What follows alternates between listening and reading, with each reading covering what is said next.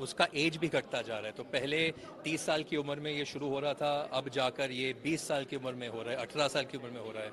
और इसके लिए डॉक्टर बत्राज ने वर्ल्ड की सबसे लेटेस्ट ट्रीटमेंट लॉन्च की है, जिसका नाम है एक्सोजिन। और इस ट्रीटमेंट से बहुत ही अच्छे रिजल्ट्स मिलते हैं, मेल्स में भी और फीमेल्स में भी। और ये ट्रीटमेंट खास करके हेरिडिटरी हेयर लॉस के लिए है, जिसमें आज तक के लिए कोई अच्छा ट्रीटमेंट था नहीं मार्केट में। So this is the latest treatment for hereditary hair loss. It is very easy to do for a patient.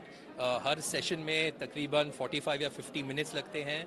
There is very little discomfort to the patient. Patient आराम से ये सेशन ले सकता है। इसमें न कोई कट होता है, न कोई खून निकाला जाता है। It's a very very simple procedure and a very effective procedure with some great results. बाल झड़ने की वजह जो है, it is almost always because of an underlying medical condition.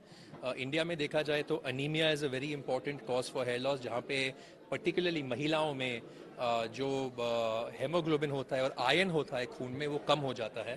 That is one reason. Thyroid की जो बीमारी होती है, अगर थायराइड ज़्यादा हो या कम हो, दोनों में दोनों में बाल झड़ते हैं।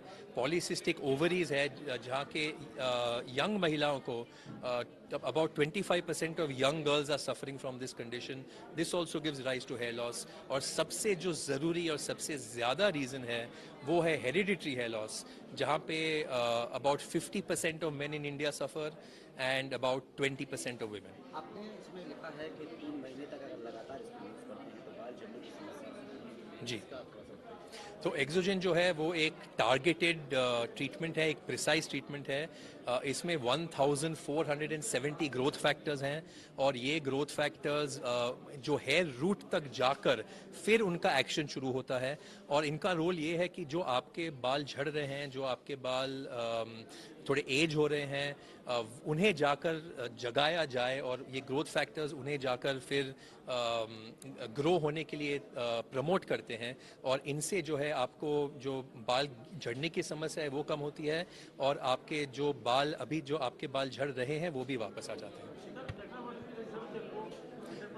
We are getting very good results with Exogen. It's about 90 to 95% result. Again, it depends on the type of patient and the type of hair loss, but in general, about 90 to 95% of patients are experiencing very good hair growth.